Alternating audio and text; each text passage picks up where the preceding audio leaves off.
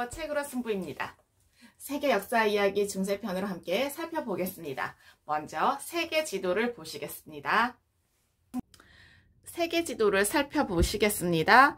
아프리카가 있는데요. 이번 시간에 북아프리카, 그다음에 그 아래쪽에 있는 사하라 사막, 사하라 사막을 가보실게요. 사하라 사막이 있고, 그다음에 그 아래쪽에 서쪽에 말리와 그 아래쪽에 가나가 있어요. 그리고 여기에는 표시되어 있지 않은 송가이라는 왕국에 대해서 살펴보겠습니다. 네, 이번 시간에는 아프리카 왕국들에 대해서 살펴볼게요. 유럽 사람들에게 아프리카는 굉장히 이상하기도 하고 신비스러운 곳이었어요.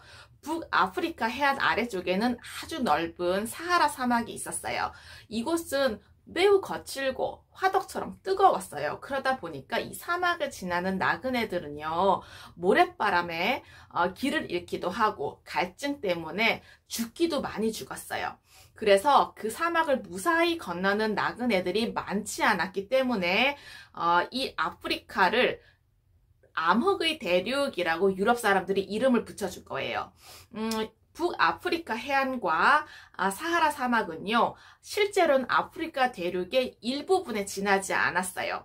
아프리카 대륙의 중심부 그 꼭대기에는요, 얼음과 눈이 덮여 있는 두 개의 산맥이 있고요. 그 두 개의 산맥 사이에는요, 무덥고 축축한 밀림이 있었어요. 굉장히 수백 마일의 커다란 밀림이 있었고, 이 밀림을 우리는 열대우림이라고 불러요. 더 아래쪽으로 내려가게 되면은 넓은 초원과 거대한 강, 그 다음에 언덕들, 야트막한 언덕들로 이루어져 있어요.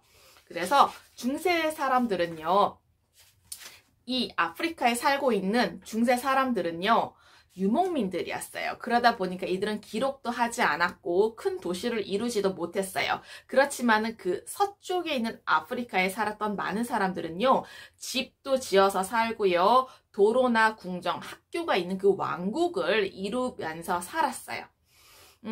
우리는 아프리카 대륙의 중부와 남부에 살았던 유목민들 부족보다는 서아프리카에 살았던 사람들에 대해서 더 많은 사실을 알 수 있어요. 왜냐하면 유럽 사람들이 그들에 관한 이야기를 적어 놓았거든요. 네, 서아프리카에 가나 왕국이 있었어요. 이 가나 왕국은 서쪽 해안에 불뚝 튀어나온 곳에 자리를 잡고 있는데요. 이 사람들은 시멘트처럼 단단하게 굳힌 붉은 점토로 집을 짓고 갈대나 짚을 이어서 지붕을 덮고 살았어요. 그리고 대다수가 농사를 짓는 농부들이었어요.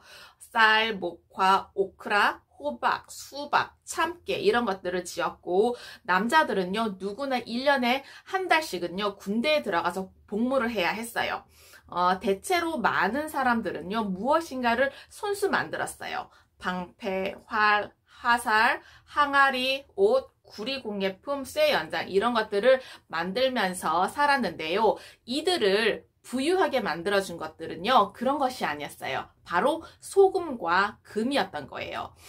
그래서 유럽 사람들은 서쪽 아프리카에 있는 가나가 소금과 금이 있다는 사실을 알고요, 황금의 땅이라고 이름을 붙여줬어요. 그런데 사실 가나에는 황금이 그렇게 많지는 않았어요. 금은요, 가나 아래쪽에 있는 땅에서 많이 나왔던 거예요. 여기에 살던 사람들은 강의 모래를 채로 걸러서 금을 채취를 했는데, 이렇게 생산된 금을 사금이라고 해요. 단단한 땅에다가 수천 개의 구멍을 뚫어 놓고요, 거기에서 금을 캐냈는데, 구멍마다 나오는 양은 아주 적었지만 그것들을 다 모아 놓으면은 엄청난 양의 금을 모을 수가 있었다고 해요. 그래서 사람들은요, 금으로 장신구와 단검, 왕실에서 쓸 그런 물건들을 만들고, 북아프리카에 살고 있는 아랍 사람들에게 이 금을 팔기도 했어요. 아랍 사람들은요, 소금을 갖고 와서 가나에서 소금을 팔고 금을 사서 갔어요. 왜냐하면 아프리카처럼 더운 곳에서는요, 소금이 너무너무 귀한 물건이었거든요.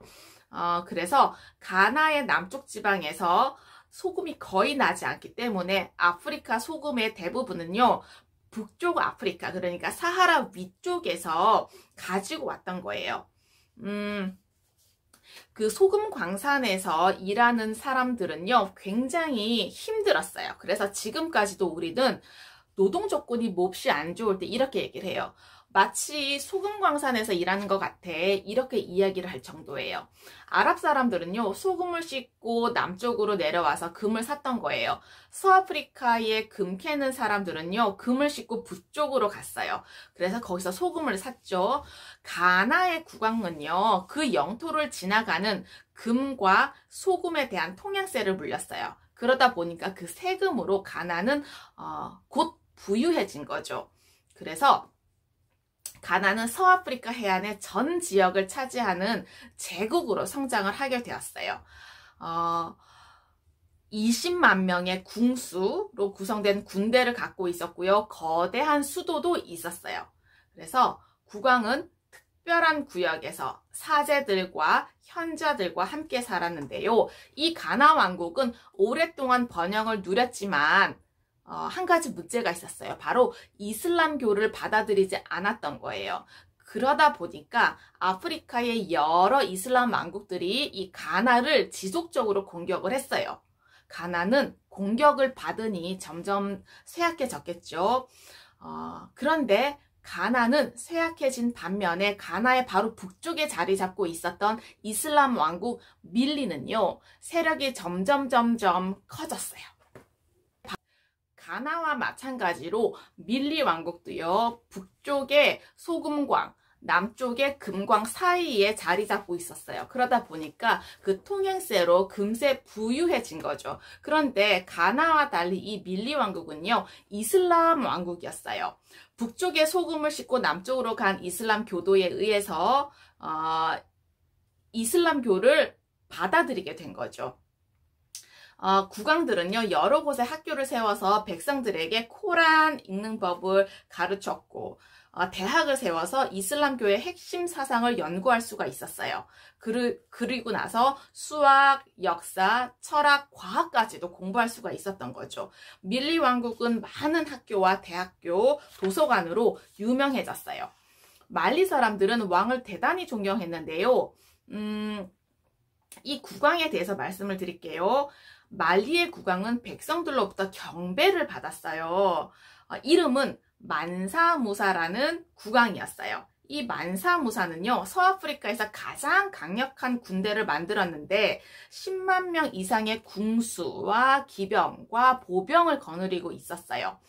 서아프리카에서는요, 만사무사의 이름을 모르는 이가 없었는데 이슬람 교도잖아요. 그러다 보니까 이슬람 신앙의 성도는요, 메카로 순례를 해야만 했어요.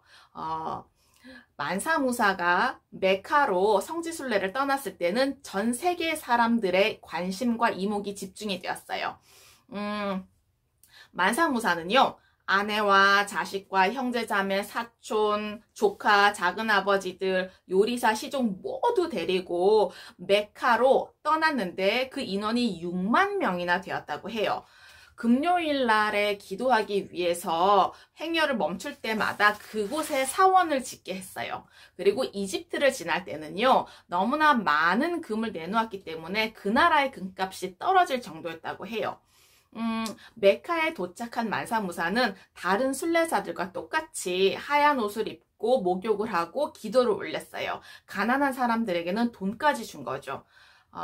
이 만사무사는요, 메카 순례를 통해서 전 세계에 자신의 이름을 알릴 수 있는 기회가 됐던 거죠. 그러다 보니까 북아프리카 해안으로부터 서아프리카에 이르는 그 길 위에 이 만사무사가 통치하는 그 나라, 그러니까 말리라는 그 나라가 지도에 표기가 될 수가 있었어요.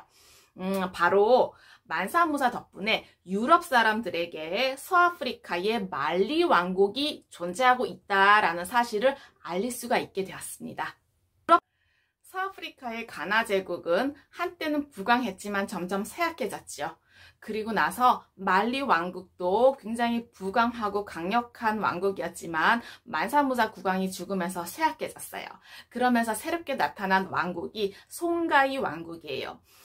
가나는 금과 소금으로 유명했고 말리는 이슬람 교도의 국왕으로 유명했잖아요. 송가이 왕국은 무엇으로 유명했느냐?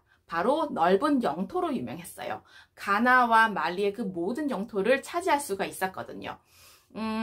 그 거대한 이슬람 사원과 견고한 성벽으로 둘러쳐져 있는 궁정, 대저택, 그다음에 학교들, 그다음에 분주한 시장들, 이런 것들로 어마어마한 그 영토가 번성해진 거예요. 송가이 제국에는요, 유명한 도시 팀북투가 있어요. 이 팀북투에는 인구가 8만 명이나 살았고 200여 개나 되는 그런 학교들이 세워져 있었어요. 레오 아프리카누스라고 하는 사람이 송가이를 여행한 뒤에 그의 모험담을 책으로 썼어요. 그러다 보니까 유럽 사람들에게 더 이상 서아프리카는요, 암흑의 대륙이 아니었어요. 사하라 사막의 남쪽에 이런 도시들이 있다라는 사실을 알게 되었고, 그러면서 이 송가이에 소금광과 금광을 탐낸 침략자들이 쳐들어온 거죠. 북아프리카에 자리 잡고 있었던 그 모로코 왕국에서요, 3만 명이나 되는 그 대군을 이끌고 사막을 건너서 쳐들어왔는데, 이 모로코에서는요, 소총과 대포 이런 것들로 무기를 삼았는데, 송가이는요, 창과 활로 싸움을 했던 거죠. 누가 이겼을까요? 네, 10년간의 전쟁이 치러진 이후에 송가이 제국은 쪼개졌어요. 쪼개지면서 점점 약해지면서 지금은 중세 서아프리카의 송가이 제국은 찾아볼 수가 없습니다. 과거의 지혜와 지식을 통해서 현재와 미래의 삶이 좀 더 풍성하고 의미 있기를 기원합니다. 감사합니다.